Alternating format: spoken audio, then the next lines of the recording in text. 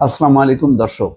চীন এবং ভারত যুদ্ধবিরতির মধ্যে থাকলেও অর্থাৎ দুই পক্ষ এখন আপাতত পরস্পরের প্রতি আঘাত পাল্টা আঘাত বা আক্রমণ পাল্টা আক্রমণ, হামলা পাল্টা হামলা থামলেও চীন কিন্তু বসে নেই।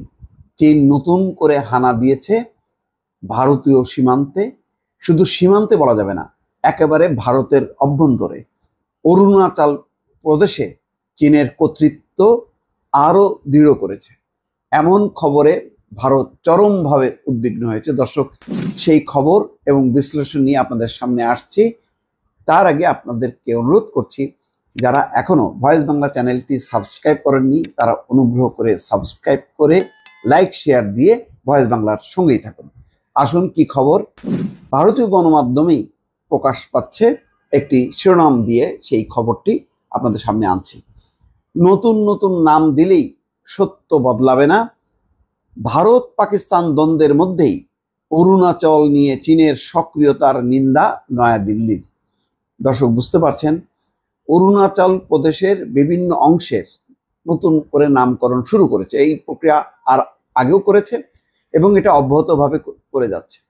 এবং চীন এখন অরুণাচল চীনের অংশ এই দাবি তার প্রতিষ্ঠিত করতে চাচ্ছে বলেই তারা একেবারে অরুণাচলের ভেতরে ঢুকে বিভিন্ন অঞ্চলের নাম পরিবর্তন করছে।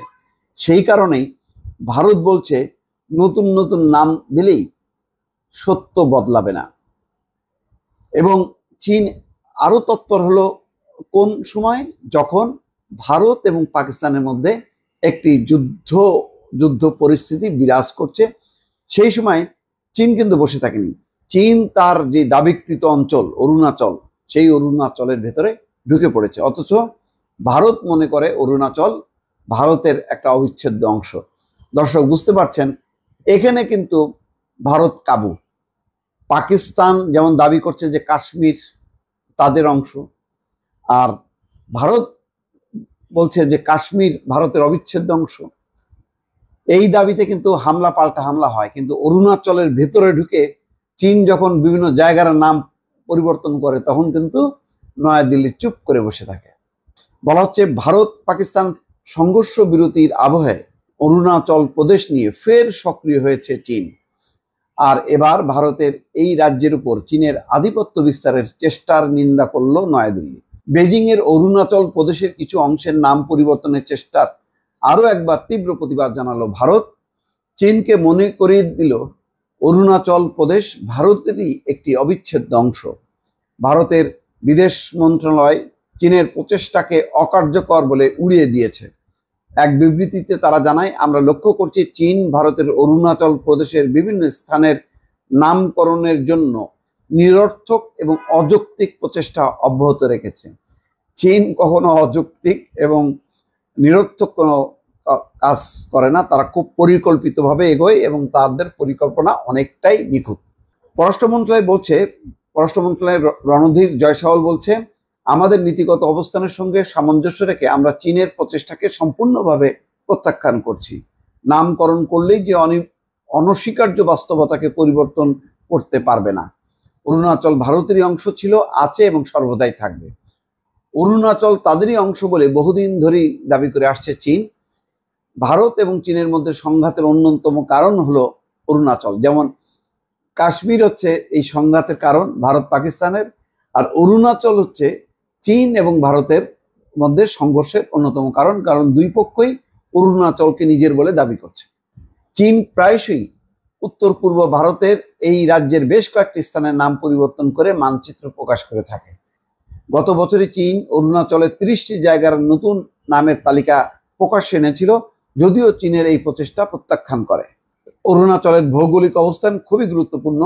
ভারত এবং চীনের সীমান্ত বিবাদের অন্যতম কারণই অরুণাচলের উপর বেজিং এর দাবি। ভারতের এই রাজ্যটি চীনের তিব্বতের সঙ্গে সীমান্ত ভাগ করা এই রাজ্যটি। বেজিং বারবার দাবি করে অরুণাচল ঐতিহাসিকভাবে তিব্বতের অংশ, যদিও ভারত সেই দাবির বিরোধিতা করে। সাম্প্রতিক বছরগুলোতে অরুণাচল নিয়ে আঞ্চলিক বিরোধের পাশাপাশি এই রাজ্যের জলসম্পদ ব্যবহার নিয়েও উদ্বেগ দেখা দিয়েছে। উল্লেখ্য, 2019 সালে চীন অরুণাচল সীমান্তে আমাকো ক্যাম্পের কাছে ডাইমরু নালার উপরে কঠোর অস্থায়ী ব্রিজ বানিয়েছিল চীন। অভিযোগ 2020 সালে দিবং জেলাতেও ঢুকে পড়েছিল চীনা বাহিনী। সীমান্ত সহ নানা বিষয় নিয়ে ভারত চীন বিরোধ বহুদিনের। 2020 সালের পর থেকে বিরোধ চরমে ওঠে। 2020 সালে এপ্রিলে প্রকৃত নিয়ন্ত্রণ রেখা পেরিয়ে পূর্ব লাদাখের বিভিন্ন এলাকায় অনুপ্রবেশের অভিযোগ ছিল চীনা ফৌজের বিরুদ্ধে। উত্তেজনাকর আবহে ওই বছরের 15 জুন গালওয়ানে চীনা হামলায় নিহত হয়েছিলেন 20 জন ভারতীয় জওয়ান। বিভিন্ন আন্তর্জাতিক সংস্থার রিপোর্ট অনুযায়ী ভারতীয় জওয়ানদের পাল্টা প্রতিরোধে বেশ কয়েকজন চীনা সৈন্য নিহত হন। গালওয়ান কাণ্ডের পর থেকেই কূটনীতিক এবং সামরিক স্তরে সীমান্ত উত্তেজনা প্রশমনের জন্য বৈঠক শুরু হয়েছিল। 2021 সালের জানুয়ারিতে চুশুল মালডো পয়েন্টে 2 সেনা কোর কমান্ডো স্তরের বৈঠকের পর প্রকৃত সীমান্ত রেখার কিছু এলাকা থেকে চীন সরে যায়। 2024 সালের নভেম্বরে সমাপ্ত হয় সেই প্রক্রিয়া। যাই হোক, এখনো কিন্তু চীন তাদের যে দাবি সেই দাবি ছাড়েনি এবং ভারত পাকিস্তান এই সংঘর্ষের আবহে চীন আরো অরুণাচলের ভেতরে তার নিয়ন্ত্রণটা প্রতিষ্ঠার জন্য সক্রিয় হয়েছে, যার কারণে ভারত গভীরভাবে উদ্বিগ্ন এই ঘটনায়। দর্শক ভালো থাকবেন, আল্লাহ হাফেজ।